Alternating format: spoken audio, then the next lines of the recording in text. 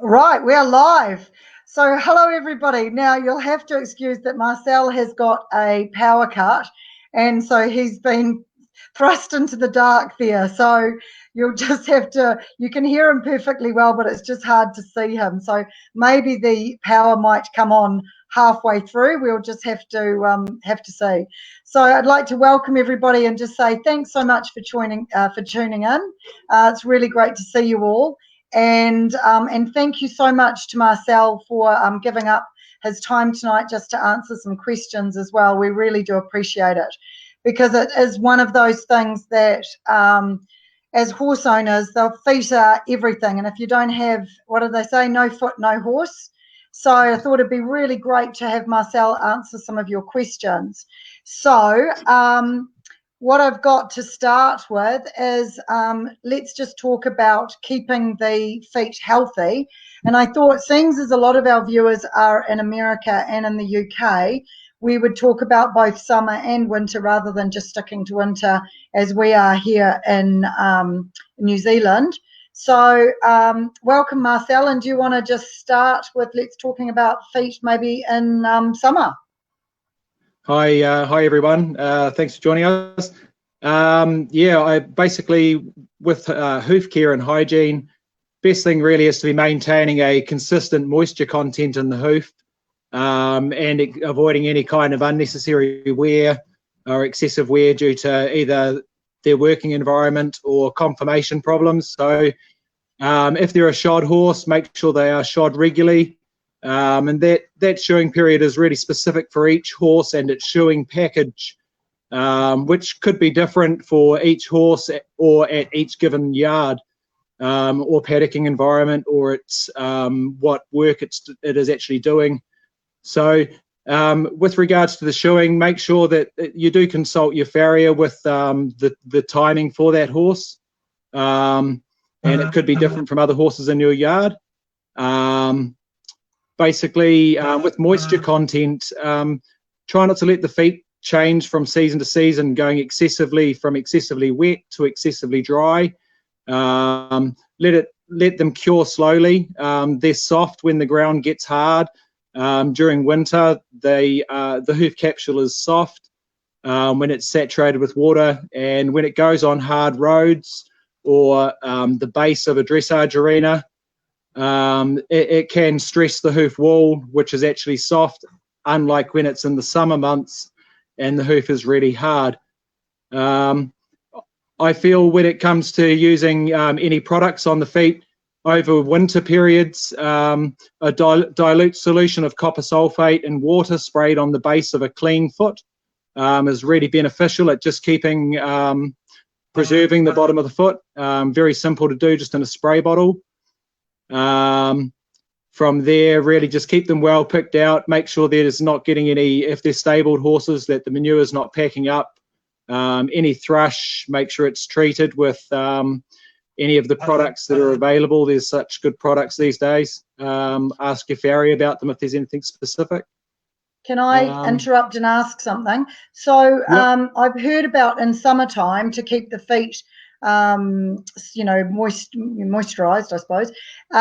I've heard of people making a little pool just so, say where you hose your horse up every day, sometimes you get that little boggy patch there and that they stand their horses there while they're eating their feed. Is that a good thing to do, each day to try and, keep them a bit more moist? It can be. It depends again on the individual horse and its hoof. If it's a really weak-footed thoroughbred's foot and it's probably could be beneficial by it actually becoming quite a lot harder than what it actually is when it's wet. So the main thing is, like, if they're excessively dry and then you put them in water, they're going to absorb a lot of water very quickly. If the foot's still got a moisture content to it and then it stands in the water, the foot isn't going to absorb a huge amount of water really quickly, if you get what I'm saying. So avoid extreme changes between dry to wet, and that's through the seasons and through the summer days. If you're going to apply if you were to apply hoof oil to a horse's foot in the summer, you're probably best to, after you've hosed them down and given them free to towel dry at the end of their work, and then put the oil on to act as a barrier and maintain the moisture within the hoof when it goes back out into maybe a drought-ridden paddock that's maybe bare and dry dirt. And that'll stop them from baking in the sun. Conversely, if you brought them in out of a wet paddock in winter, you'd be best to wait until the foot was dry in the morning after it had been stabled, and then apply the oil as a barrier again to then prevent the moisture from getting into the foot when it goes into the wet paddock, if you get what I mean. And are they the same sorts of oil or a different oil from summer to winter? I personally don't recommend hoof oil for my clients. I prefer like a hoof sealant. Right. There's some really good products on the market. Something as simple as a product that's called Top Coat, which is just like a clear nail varnish that fills up any cracks or porous areas. Or products like Keratex Hoof Hardener, that's great for maintaining good strong hoof walls through the year, particularly when it's wet. Yeah. And what about the products that you can feed, you know, like biotin and hoof strengtheners? Have you had much experience with those and seen any big improvements with clients' horses' hooves after they've started those? Yeah, they can be very beneficial. But again, it comes down to their basic maintenance, that they have all those basic minerals within their diet as well as anyway. So if a horse is lacking in one of the minerals that they're needing to promote good hair growth or hoof growth, yes, definitely needs a dressing. But if the horse has obviously good hair and skin and no major problems and just a hoof ailment, it potentially is a hoof ailment. But that's not to say the products wouldn't help that horse too. Right. Yeah. Okay. That simple. sounds good. Let's see, what else is there? Now, what about, just going back a step into winter stuff, what about Metalex? That's what we used to paint on the bottom of the foot quite a lot in winter time. Is that any good? Or looks pretty harsh, a timber preservative, but... It is, exactly. It is. It's designed as a timber preservative. I don't think there's any major benefits from it. I find something as simple as just copper sulfate dissolved in water, sprayed out of a squirty bottle into the bottom of a clean hoof is fantastic most of the time. And then from there, anything that's more, the products available today from yesteryear are quite phenomenal. And once again, if I'm to label bash, Keratex, it's very good stuff. Yeah, I use Keratex a lot. It is really good stuff. Really good stuff. I can vouch for that. Okay, that sounds good. Now, heavy shoes and light shoes. So my 4-star horse went in aluminium shoes because he had absolute dodgy looking fetlock on one foot. So there is such a huge variety of weights of shoes. What's the advantage of your big clunky road shoe compared to your light shoe or your aluminium plates? Again, footwear is basically specific for the discipline and the environment the horse is going to be working on, and limited by its turnout environment. So where it spends 95% of its time. So a wider, flatter shoe is more beneficial for maybe a flat-footed horse that needs a bit of preservation to the bottom of its foot, or a bit of solar support or coverage. Anything like that. And that's also a flatter, wider shoe is going to enable a horse that works in a soft arena surface to work on top of the arena surface. So like for a dressage horse, that can be more beneficial. We don't want the dressage horses getting stuck in the surface, particularly with their pirouettes or when they're piaffing and passaging and they're working on their toes.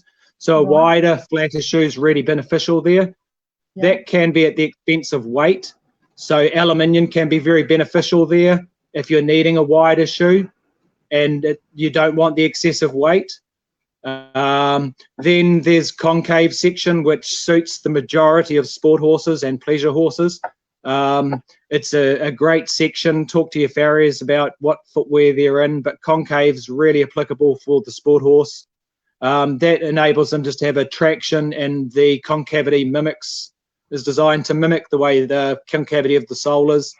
And it just keeps the foot working really well. It's easy to work and to make shoes in concave. That wouldn't be so good in a dressage arena. but would be great for cross country or show jumping. Then your aluminium shoes, I mean, yeah, they can be great because they're much lighter, but they do wear faster, and when they're worn, there's not as much integrity to help to potentially support a weak foot. So if you had a weak-footed horse and you had weak steel or weak footwear on it, it may not necessarily help stabilize that hoof, but a nice piece of good quality, strong steel could help to stabilize that hoof a lot. Right. Oh, crikey, now I've forgotten what I was going to say then. And also with the aluminiums, it's pretty tricky to stud them as well. I always, I studded the backs, but I never studded the fronts, which was always a little bit tricky when you're trying to gallop cross country. Yeah, I mean, yeah, you can get away with using them once or twice if you drilled a hole and tapped them. Once or twice you might get away with it, but then they get a bit weak and a bit open, the holes do. You can get a steel sleeve that you can put insert into the aluminium, but it's a lot of work for your farrier. And yeah, unless there was a specific reason you needed aluminium, steel's beneficial. Now, one of my patrons has sent me a photo of her shoe. Oh, hang on, there you go. So, and she wanted to know what sort of shoe that is. Yep, just looks like just a fulled flat shoe. So most probably for a horse that's a dressage horse, or spend a lot of the time working in a menage or an arena. Yeah. So it's quite wide, so it's giving it a bit more support and not digging into the base, into the arena, I suppose. So exactly. That would, even though it's got a fuller, the groove's been fulled, so it adds a bit of traction where the nail holes are placed. But that would be very limited for on the grass, as opposed to a concave style shoe. Right, and it looks like quite a heavy steel. So with a shoe, is it right that a heavier shoe will maybe not encourage the horse to lift his foot up as much, or is it the opposite? Is there any sort of idea on what makes them move better, or is that all just pie in the sky? Well, effectively, the weight of the shoe is going to be a weight on the end of a pendulum. So if the pendulum was swinging nice and easy and the horse was fit and strong and the steel was applicable for the hoof and horse, it should be fine. But if you had a horse that dished and you had a heavy shoe on it, maybe it had a conformation problem and one needed to put a wider section of steel on one particular aspect of the hoof, that could be adding weight to the shoe, which may then, as much as you give it support or leverage on one side, it may well counteract it through excessive weight as well as. So that's where aluminium may come in beneficial to go to an aluminium shoe to keep the weight down. Right. Okay, that's cool. Now, we've got a couple of questions firing in here. So Jessie Montgomery's asked, she's got a horse with chronic seedy toe that's had it for absolutely years, and he's 24 and he just hangs out in the paddock. She just can't get on top of it. Is there anything that she could do to kind of combat that? I'd potentially be looking at, I'd definitely consult the farrier as to why he believes the seedy toe's there. It could be there in conjunction with another problem. But effectively, seedy toe is an anaerobic bacteria, and basically oxygen will kill that bacteria. So exposing the area, maybe cutting it out, and exposing the area and cleaning it up and debriding it in the first place could be a good start. From there, treating it with some other topical product. Hydrogen peroxide's fantastic for oxygenating, something like that. And yeah, basically working out why it's there in the first place. It could be because of a weakness or some other pathology in the foot. Right. Okay. And can you put the hydrogen peroxide on, every couple of days, or is that just something once a week or once a month? How often can you use that? I'm certainly not a veterinarian, so I'm certainly not going to be consulting and recommending everyone to do it. But from my understanding, if it's not on sensitive tissue or live tissue, there's no reason why treating it regularly is a problem. That should be absolutely fine. But once again, consult your veterinarian about it. I was just going to say, that's a good line. Yeah. Yep, we don't want to be held I mean, accountable when somebody nuts decides to do it for 6 months on the trot and then wonders why the foot disintegrates. Good point. exactly, and starts taking bleach and treating themselves with UV rays. Exactly. Now, Natasha Swanson has asked, she said that the Farrier shoes their kid's pony, but the shoe doesn't fit the hoof exactly and it hangs outside the hoof a bit. Does that affect them, or is that done for a special reason? Without seeing that, well, I couldn't consult accurately, but I believe the foot should look like it stands in the shoe, not on or over the shoe. So when you look at it from the back, it should look like the foot standing within the shoe. The shoe should once again look like an extension of the hoof itself, because that's what we're showing. But that doesn't mean to say that the horse that given the shoeing period or the environment it's in, that one couldn't fit with a bit more width from the actual hoof capsule itself. So not necessarily a bad thing, but anything hanging outside of the hoof wall is leverage, and yeah. Okay, that's cool.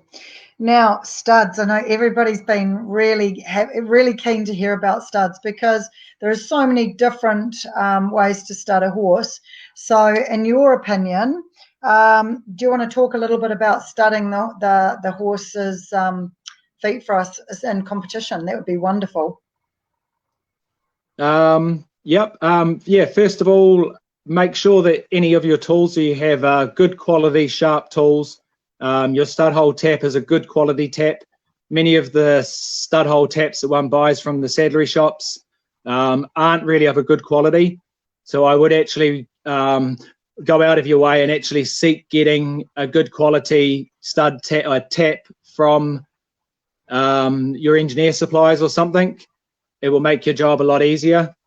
Talk to your farrier about what size he drills and taps his stud holes to. It should be 3/8 UNC or 3/8 BSW, depending on what country you're in, I believe. And from there, your studs themselves, make sure the studs have really good quality threads on them. Check them seasonally. Make sure the threads haven't chipped and haven't burred, otherwise they will wreck your stud holes and make your life a misery and your farriers a misery. From there, keep them well CRC'd, or use WD-40 or something on them, kerosene, anything to stop them from rusting. The stud hole itself, there's many philosophies and theories about what you put in them: keepers, cigarette filters, cotton wool, rubber plugs. I use dirt.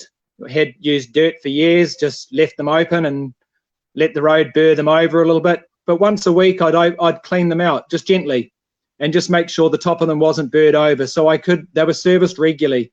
And I think that's the main thing, is having good quality tools and service this. Even if you put keepers in the shoe, the keepers will wear. The keepers will become difficult to get out, and then you'll have a problem getting the keeper out. So that can be misleading. From there also, that puts torque and can aid in lifting and loosening the shoe, or weakening your shoe, your nailing and your clinches, just from the stress of having it on the ground, or changing the angle of the foot. Can I just interrupt there as well? I found a shoe once at a competition now, and the stud was longer than the actual width of the shoe. And so every time this person had been studding her horse, the stud was actually poking into the sole of the foot. So it's a really good thing to do, is when your farrier is there, is actually to get the studs that you use and to screw them into your shoe, and make sure that they aren't going to actually start screwing and embedding into your horse's sole, because that's like standing on a stone the whole time, especially when you're galloping cross country or show jumping on hard ground. So that's a really important thing to just check that as well. Yep, definitely. Especially if the shoe's getting quite worn and then new studs. And when it comes to the stud itself, a lot of people I feel over stud. If the ground's really wet and really mushy and really cut up, hey, let's face it, the foot's going into the ground. the ground's going to be slippery. It doesn't matter what you put on it. Doesn't matter how much someone spends on one of their big grumpy 4-wheel drives, they still wheel spin. Yeah. So your horse is going to wheel spin. Don't overstud them. It's detrimental and dangerous when they hit something hard. Secondly, I believe in having 2 studs in each shoe. That way you have 2 lots of traction. You can have half the size of the stud effectively. The foot is more balanced where it needs to be, and the angles aren't changed as much as having 1 stud in. And from there, in the wetter, softer ground, having more mass in your stud, so having a larger, blockier stud in wet ground, that will help to hold, versus in the hard ground, you want a smaller, sharper stud that'll penetrate more into the ground. If the ground's hard, sometimes the stud won't even penetrate right into the ground, so you don't want to overstud and have the stud longer than what the ground will penetrate. So they all change in the environment. So definitely have a good selection of studs for each horse, body weight and ground, everything. Excellent. Basically. Yeah. And you know, that is so important about not overstudding. I see horses walk across the tarmac at big shows and they're up on high heels, and it's the middle of summer, and I just think, man, you know, you guys should run around in a pair of high heels and see how hard it is. And if you can get away with nice little, you know, smaller pointy ones, that's so much better than these massive big clunky things. You know, you just have to ride a little bit more balanced around the corners and not swing on the inside rein. You know, it is super important. It's funny when I see sorry, carry on. A really good section of concave steel is fantastic at cutting in and penetrating into the turf that the horses jump and work on. So a really good section of concave section of steel is fantastic with studs, so you don't have to overstud. A wider, flatter shoe will be slippery even with studs. So if your horse is in a wide, flat shoe and you're jumping on turf, you're going to slip. So then change your shoe rather than stud it up. Exactly. Excellent. Yeah. Cool. We've got a couple more questions here. So Jill Robinson said that after months of the drought, her 4-year-old and a 20-year-old that aren't shod have got cracks in their toes, what we used to call sand cracks. Any ideas of how to help grow these out? Okay, so if it's a sand crack, it would be coming from the top of the hoof to the ground, versus a grass crack that would start from the ground towards the coronary band. So I'm guessing she's talking about a grass crack, so that's starting from the grass upwards. Yeah. I'd believe that that's probably just from the horse's toe penetrating or not penetrating into the ground as it's walking up a bit of a hill or clambering around. Basically, I'd be looking at either your trimming period or trimming protocol, and then in talking to your farrier about it. If there's seedy toe present in that crack, treating the seedy toe, definitely. And then from there, if it needs footwear, maybe having a shoe just to help spread the load and change and support where it needs supporting to stop the crack. She's just said yes, it was a grass crack, not a sand crack. Yeah. And what about those little grass tips? Do they still call them grass tips? That's what they used to call ages ago, which is just the tip of a shoe, not going all the way to the back. Are those helpful? Nah. I probably wouldn't go there too much. Yeah. A toe piece. Yeah, I mean, toe piece, they shouldn't pull it off in a hurry, and they'll only need shoeing once every couple of years, but okay, cool. And then Geraldine Butler said that she's got a horse that she wants to put into harness that's 16 years old and never been shod in his life. As she's going to do lots of road work, shall I shoe him at this late stage in life? Oh, if it's good enough. That's a curly one. It is. If the horse is sound enough to continue on doing its future career, then why limit it by its footwear that it's going to need to future itself? But I'd be thinking to myself that is it potentially too much for that horse to be looking at as a career change, given having to learn to be shod, etc., etc. But yeah, by all means, if it needs shoes, it needs shoes. Maybe I'd definitely look at sedating it the first time to make it a bit more pleasurable, particularly if your farrier hot shoes and the horse hasn't been around smoke before. Sedation's so cheap, especially the Demoxedan paste these days. It makes the farrier's life pleasant, and everyone likes to have a nice cup of tea and a nice pleasant conversation and not see the farrier get flattened and grumpy by the time he leaves, and the horse gets a half pie job done and a bad experience at the age of 16. So always a good place to start. Give the horse a sedation and give it a good set of feet to walk around on and work with. Yeah, no problem. Because the issue is that if you're going to be doing lots of road work, that's not a normal scenario where the horse, you know, if he gets sore feet, he can just go, I'll have a bit of a rest. If you're still riding and he's got sore feet and he's on the road all the time, it's probably not a very nice surface for a hoof to be constantly worked on, because it's going to wear it down pretty fast, isn't it? Exactly. And not to mention that the older horse is going to be more prone to ailments like ring bone, side bone and spavin, other associated problems that basically harness horses get as they get older. Yeah. Okay. Now, Rosie Matthews asked, would you start a dressage horse? I can answer that.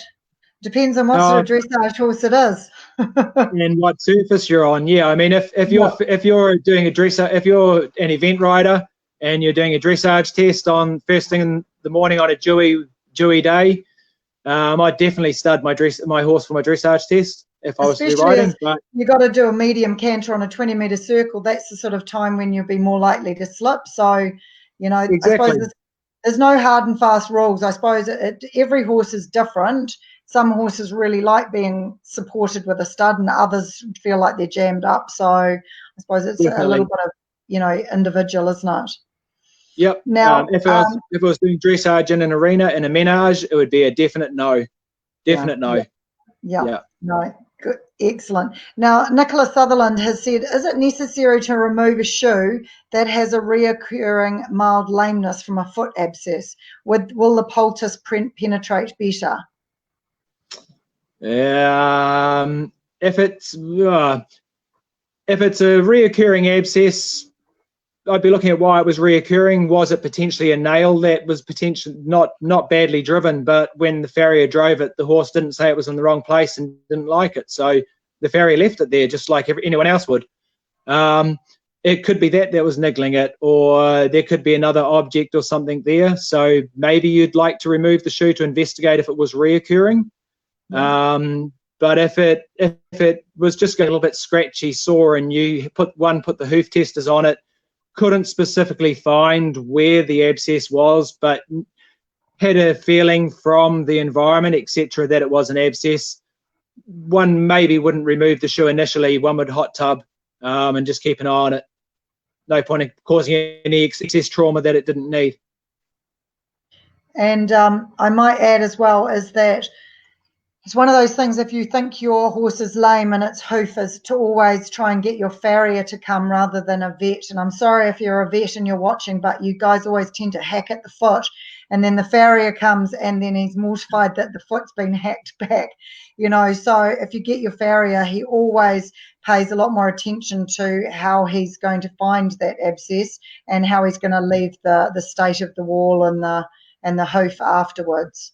So, Exactly. I mean, the farrier, they're the ones that have to deal with the aftermath, so they may be more interested in preserving certain aspects.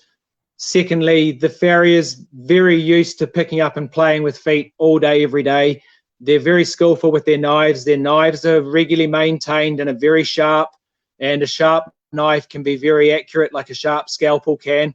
And a vet with a scalpel is you'd hope is very skilled. A farrier with a knife is very skilled, and I'd be going for the farrier. Yeah, definitely. Now, one thing that I would like to get you to talk about is that, you know, when you look at the coronary band around the top of the hoof, that sometimes you can see whether there's an issue going on, because the coronary band will start to have little dips and you know, different lines in it. can you just talk to everybody about what they can be looking at through the season, just to kind of make sure that it all looks level and you know, healthy?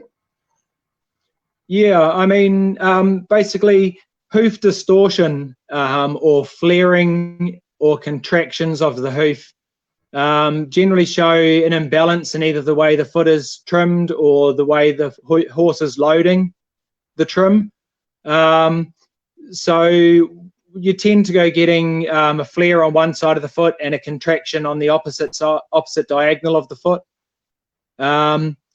That in the wetter months, the flaring can be more prominent, and as the foot gets drier and much harder and denser, the flare may tend to disappear a little bit and can be managed, but it can then be at the expense of the coronary band distortion. The coronary band can then start to move as the hoof tries to grow and isn't able to relax itself on one of the areas that's getting pressure. So you may end up with more of a coronary band distortion in the harder summer months or in harder environments like Texas or Auckland in the middle of summer. Versus during the winter, you may all of a sudden that the coronary band started to straighten out and level up, but a hoof flare started to develop, and then maybe some distortion in the white line and a bit of seedy toe in that area. So once again, the seasons and the environment can change, and keeping the hoof A at a consistent moisture content and B regularly shod for that shoeing period for that horse is quite essential. Excellent. Cool. Now, is there anything else that you would like to add in there, Marcel? No, basically, no. Thank you all, you horse owners, for providing us farriers with coffee and cake, and appreciating all the years of dedication and hard work that we put into the learning about your horse's feet and learning from your horse's feet and passing on to the next clients, we hope. But yeah, basically it's very hard these days as a lot more pleasure riders are enjoying their animals, to remember that they are an animal, and the amount of horsemen that are out there to help them with their animal that can potentially be dangerous, particularly for a farrier if that horse A hasn't been shod or has sore feet or has had a bad experience in the past. So really essential to help the farrier, help them with a nice level environment, a clean environment where the ground is a good surface, clean up the mud in the feet, off the horse's feet. You don't want your mud and bacteria getting taken to the next horse, just like you don't want the last horse coming to yours. So clean the feet, look after his tools, they are expensive, and he'll do his best to look after your horse and yourself. So, yeah. Excellent. Now, I've got one more question sneaked in there from Victoria Morgan, which is a good question, actually. She said that her horse is dragging its back foot and wearing down the toe. Is this a hip soreness, or can trimming the hoof in a certain way sort that out? Sounds like if it's only doing it on one hind leg and it hasn't done it before historically, meaning it isn't just idle, one would be thinking that it has done some kind of an injury. It could have maybe strained its stifle or its hock. Sounds like dragging its toe. Potentially its hock, could be its stifle if it's breaking over quickly and breaking its toe away that way if it's barefoot. If it's shod and it's scuffing its toe, you may find it's got sore hocks. And yeah, that's what I'd be looking at. So definitely worth getting the physio or the vet to have a look at it. I must say that Baggy Hillis, my cool 4-star horse, he was lazy, and he used to wear out the toe of both of his hind feet, but he always did it. And that was because he would much prefer to have, you know, just dragged his toes through the sand rather than, but that's the thing, I suppose, it was both toes. Yep, and you just said it, in the sand. I was going to say, so he would have been just in the arena, only wanting to lift his feet an inch or two off the ground. That meant that he dragged a little bit of sand forward with his foot, and sand is extremely abrasive to the sole of the foot, especially over winter. So yeah, that would have helped to scuff his toe away very fast. Yeah, and just on that note, I must say as well that I put 2 loads of a different surface on my arena one winter, and the next shoeing, the farrier said to me, "What have you done different? These horses' soles are really tender."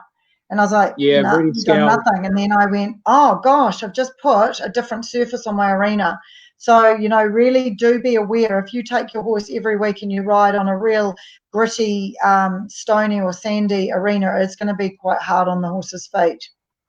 Yeah, definitely be looking at, if you're doing that, doing some kind of hoof hardener, sole hardener, particularly over the winter months. Maintain the soles with a good sole hardener, and be thinking when it comes to the summer months and as the ground starts to get hard, remember that the hoof capsule is the exoskeleton for all the sensitive tissue in the hoof.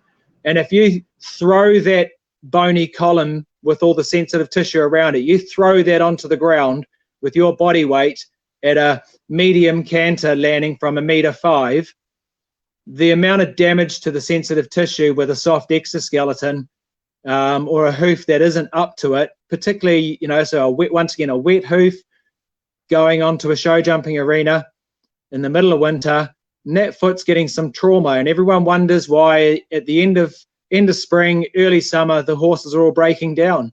Most of the horses broke down months ago, but nobody realized because they broke down in all 4 hooves. Right. Yeah. Yeah. Good point. Yeah, because it is, you know, sometimes I've had that happen. The vet comes along, blocks out one foot, and then he goes, oh God, it's lame in the other foot as well. And you're like, oh, you know, it is, you just don't notice it. Yep, the fastest way to give your horse underrun heels is riding from soaky wet feet onto hard surfaces, trotting down the road and bending all of the horny tubals that the farrier strives to keep straight tubular horn, and then they're all bent and buckled and smashed and traumatized, and then and damage occurs and the horse starts changing its action and it starts getting navicular disease or navicular syndrome. So, you know, wonder why. Yeah. You just got to always, you know, ride them and be conscious of how they're going and how you would like to be ridden if you were a horse, not charged around all over the place on the hard ground and, you know, exactly what surface you're ridden on. Yep, the average pony club horse is a semi-professional athlete. Yeah, totally. Awesome. Well, thank you so much, Marcel, for your time this evening, and thank you everybody for tuning in. It's been fabulous to see you all. And if you're enjoying the content, make sure you hit a like and follow me on Kirstin Kelly Equestrian, and then you'll be able to see when I post up my next videos. And if you've only just caught some of this and not all of it, I will be making it into a YouTube video shortly, and I'll be posting it on YouTube, Kirstin Kelly Equestrian, so you'll be able to go back and look at it for future reference as well. So thanks very much, Marcel, and we'll see you guys later. Thank you. See you later. See you later. Thank you.